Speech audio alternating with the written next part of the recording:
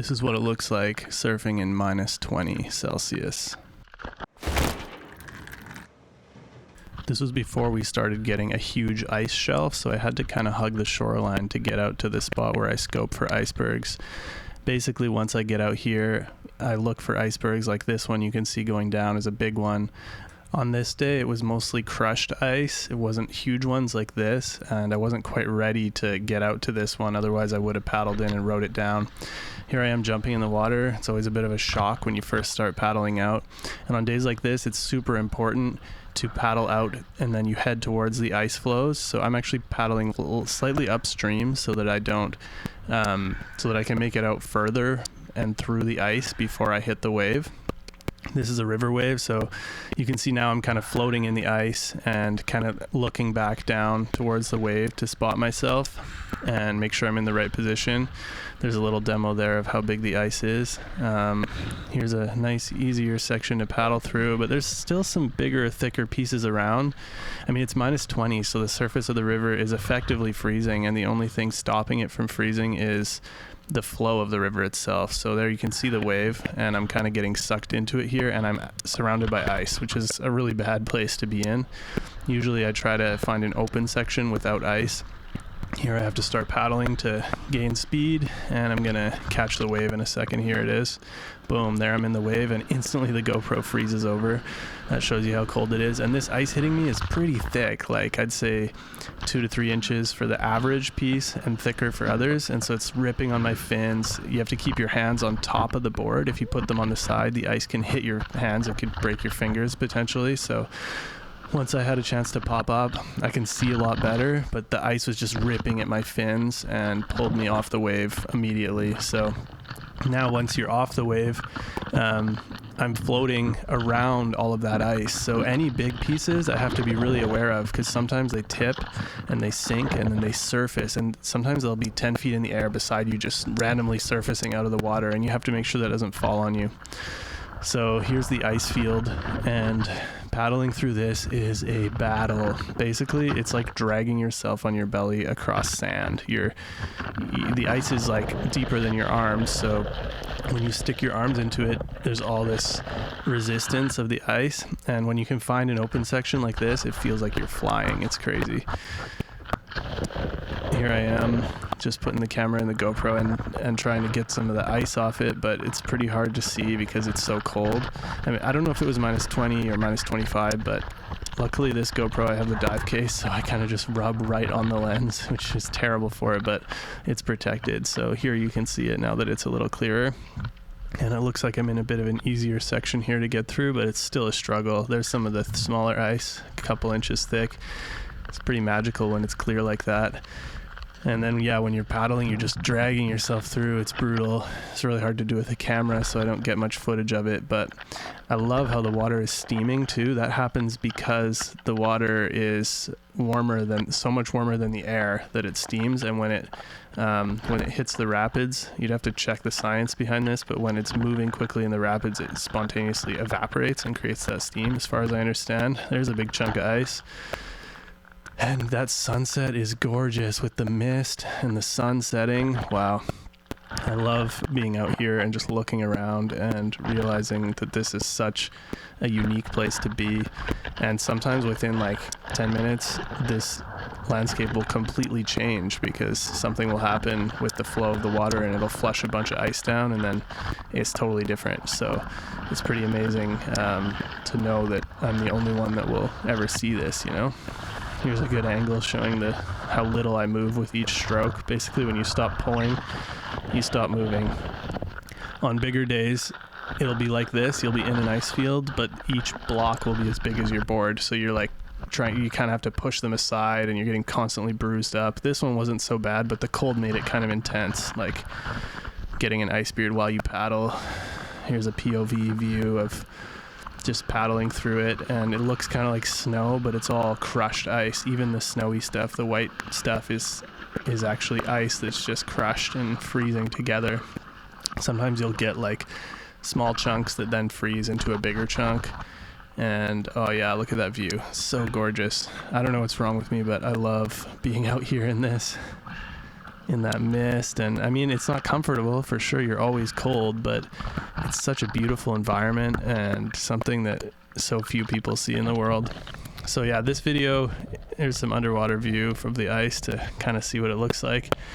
In this video, I'm kind of just showing the paddle because it was so gnarly with all that ice coming down that I wasn't even able to surf for more than, you know, like 5 seconds per wave because the ice would just rip at your fins and pull you off. So since then I have a new board that I probably could stay longer, like a minute maybe, but at a certain point it's like if the GoPro's freezing over, you can't see anything anyway, so there's no point in filming. But I'm glad I filmed the beginning here to kind of show you what was up. -20 in the ice right now. Just waiting for the ice to open up with the currents so I can swim out easier. Otherwise it's like dragging yourself across sand. But yeah, good times. The ice is about, I don't know, 1 to 3 inches thick, sometimes up to a foot, and it's gorgeous.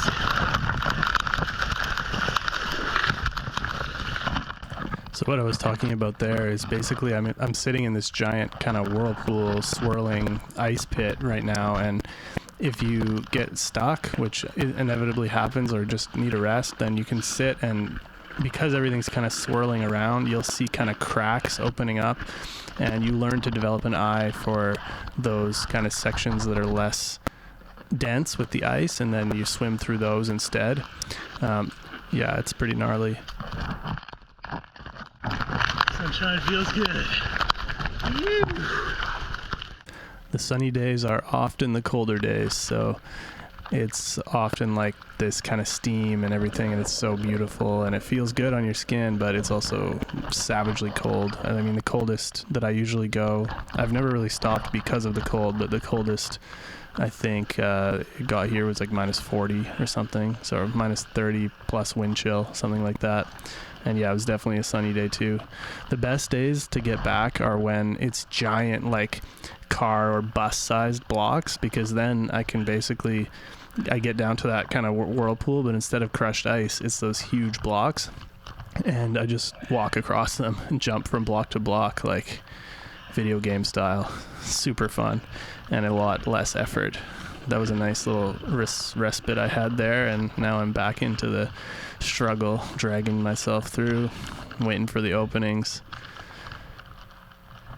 Definitely gives you a big respect for nature when you're out there. It's like I'm in the middle of this city of 4 million people, something like that, in Greater Montreal, and yet I'm the only one out there. Like you feel totally like isolated and in the middle of nature. There's no one coming to save you, you know, you're out in the ice and it's just you.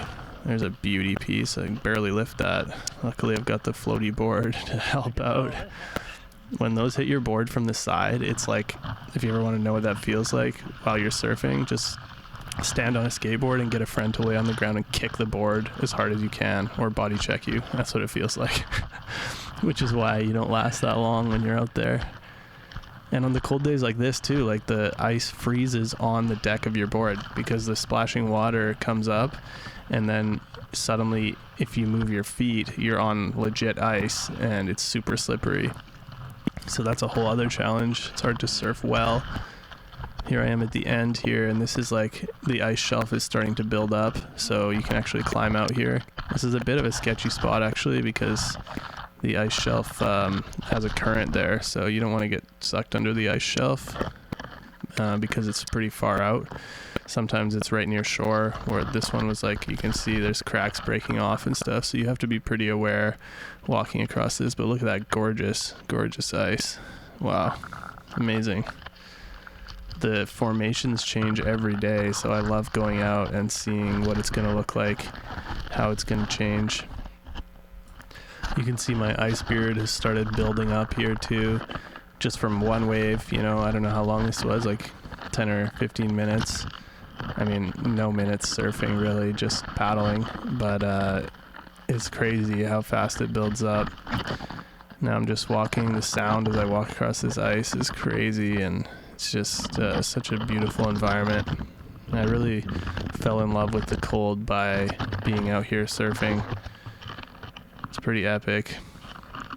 And it's so hard to even see what's going on with the GoPro just literally freezing over. I'm not even really sure what's going on right now, but I think I'm making my way back to shore. It looks like I'm in the water again. I mean, maybe I fell through the ice or something. Yeah, I think I kind of walked across that shelf and then found another channel of water that I could get through to get to shore faster. So there's a nice view of the ice beard. That's hilarious.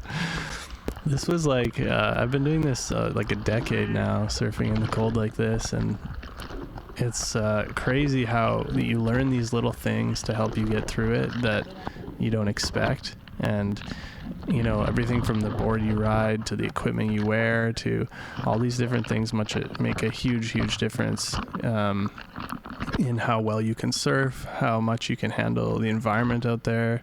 I mean, certain tricks like filling your wetsuit with hot water, or your boots and gloves mostly with hot water before you go out, like that, things like that are absolutely key and make your experience that much more enjoyable. So here I am getting out of the water, and that's the end of the session. Still struggling with the frozen GoPro, but in the end, there's some people watching me when I got out. They're like, what the hell is going on with this guy? So yeah, good session, and this is what it's like, POV surfing in the gnarlier days when everything freezes over.